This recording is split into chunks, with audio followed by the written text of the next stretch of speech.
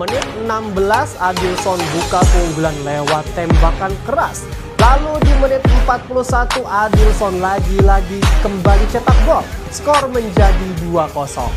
Masuk babak kedua, menit ke-60 Flying Connor perkecil lewat penalti. Skor berubah menjadi 2-1. Tidak sampai di situ saja pemirsa, menit 77 Adiaksa dapat penalti.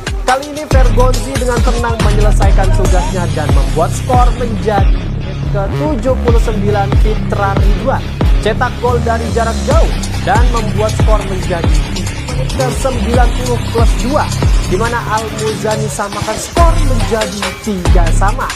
Persiraja sempat main 10 orang dan di menit 90 plus 9 Vergonzi jadi penentu lewat sundulan. Skor pun berakhir 4-3.